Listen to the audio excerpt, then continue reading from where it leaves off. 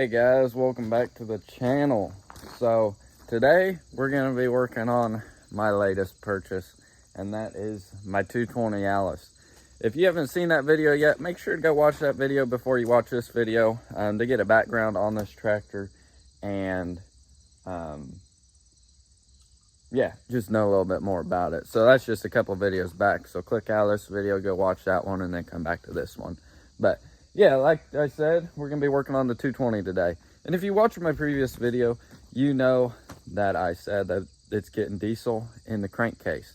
And what the guy told me that I bought it from said that when they send the pump off, they went to put it back on, and the umbrella seals, there's two of them under there, or that right on the shaft.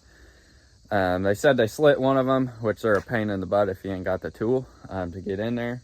So it's pretty common to either roll them or cut them.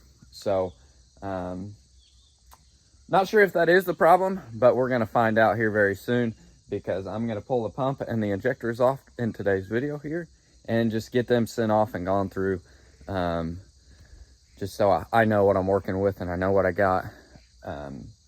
But yeah, and it's got a bunch of leaks, so I'm gonna be ordering a valve cover gasket first, and then it needs a new kill cable as well because it's pretty shot. And then maybe some of the leaks will clear up. I ain't ran it long enough, but I can't tell if the front main is leaking or if it's the valve cover leaking down. So I'm gonna get the pump and the injectors out, get them gone through and sent off, get a new valve cover slapped on there, and then run it for a minute, see if it is the front main seal, and if it is, then I guess order that and get that replaced too, to try to get this tractor A1 tip-top shape so I can go to some plow days and work this thing. So it does need a few other things, but for now, those are the main concerns of this tractor. So before we get into today's video, though, I need to read a Bible verse for you guys. And today's going to be coming out of Ephesians chapter 3, verses 14 through 19. And it says, "For this reason I bow my knees before the Father, from whom every family in heaven and on earth is named. I pray that he may grant you, according to the riches of his glory, to be strengthened with power through his Spirit in the inner man, and that the Messiah may dwell in your hearts through faith. I pray that you, being rooted and firmly established in love, may be able to comprehend with all the saints what is the length and width, height and depth of God's love, and to know what the Messiah's love that surpasses knowledge, so you may be filled with all the fullness of God." God is so good, and that's why I read the good word over you guys to brighten your day and just make you have a better day. And yeah, so yeah, like I said, today's project is to get the pump and injectors out so I can get them sent off this week and get them back. The weights on the front of this tractor have sold, so they are going to go to a new home. So if you guys have a weight bracket for the 200, 210, 220 slab weights, please reach out to me. The 200 bracket is completely different. I need one for like 210 or 220. And if I can't find one, then I'll just have one made. But I figure I'll just reach out, try to find one first, and then yeah, if I can't, then I will go have one made. But I'll run out there real quick and show you guys what I'm talking about, so you got a good idea. So here's the weights I'm going to be putting on the 220 here, because this is, you either can put these weights on the 220 or you can put these weights on the 220. And I have 5 of those, and I have 13 of these, plus 8 more on my 200. So if I needed more, then I could get more off my 200. But here's the bracket I'm talking about. And this one's off of a 200, so the bolt holes are different. So I'm needing one off a 210 or 220. Just like this bracket here, but it's just a little bit different. So it's got the square holes right up there. And then, yeah, it can fit these weights. So if you guys know where one's at, I'm willing to give retail value or whatever you're asking for it. So if one of you guys can help me out on that, I'd appreciate it. But it ain't too big of a deal. If I can't find one, I'll have one made. I know people that can make them for me. So yeah, I guess let's get to work on getting the injection pump and the injectors out of there, and I will pick you guys up after I get the injectors out of there to show you how to time the pump and get it off.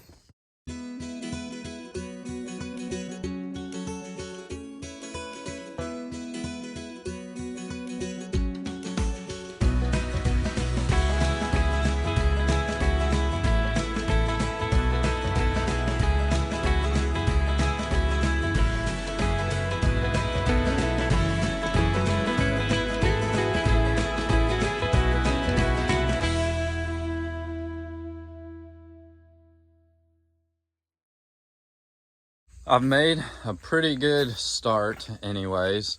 I've got the fuel return line off of the injectors and all of the injector lines loose. And I've got 4 of the injector lines off of the pump. I'm gonna have to take it all apart to get the other 2 out of there. But I wish you guys could see, or I wish the time lapse didn't go so fast so you guys could have seen how much of a pain it was to get this hood off of here, just because this is the aftermarket cab and it's just a pain in the butt. But finally got the hood off of there and it's over there. What I had to end up doing is my old 220, since it was open station, I just slid it off of the pre-cleaner here. But this one I had to take all apart and slide the pre-cleaner down, and then finally got it slid back and off of there. So I guess what I'm gonna do next is get the injectors pulled, and then I'll pause the time lapse again, show you guys how to time the pump, and then get it off of there.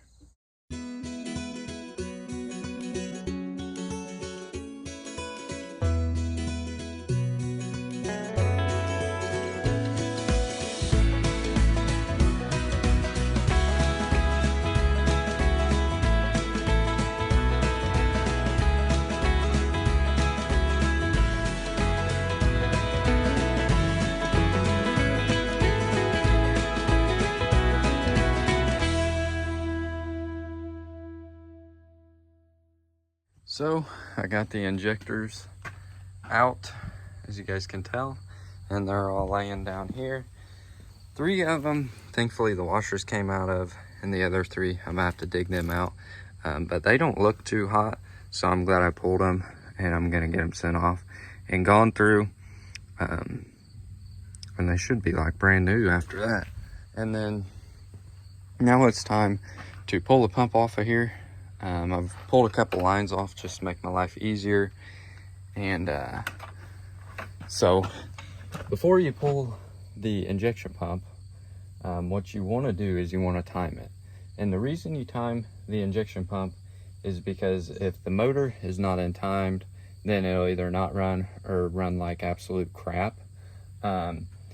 So you can either, there's a point right there on the front timing cover, and then there's marks on the pulley, so you can either line that up, or just what's way easier is taking this cover here off of the pump and lining up the marks. So as you guys can tell, there's that solid mark on the left, which is, you can really see, and then on the right there it's a lighter mark. So some pumps it's either an indent or a lighter mark. So you really have to look really hard to see whether you have it in time or not. And what I do is, it makes your life easier if you pull the injectors first before you time it. And then I grab a,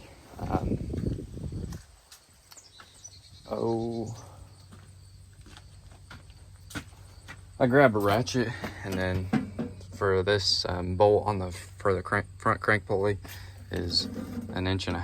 So then I grab my ratchet and put it down here on the front of the crank pulley here, and then spin the motor over like that, until my pumps are lined up, or my lines are lined up on my pump.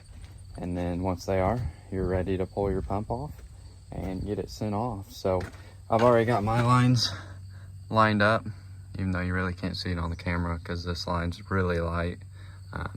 Took me a few rollovers to find it, but it's all off and the pump is ready to come off. I have already pulled the gear, but that's as far as I can get it for right now. So I guess what I'm gonna do now is sit you guys on a tripod, get this pump off of here, and hopefully that helped you guys on timing your pumps. But yeah, before you pull a pump, you want to make sure to time it, or once you go slap it together, your timing is gonna be way off and it ain't gonna run right. So make sure to time your pumps before you pull them off, and I'm gonna sit you guys on a tripod now and get this pump off here.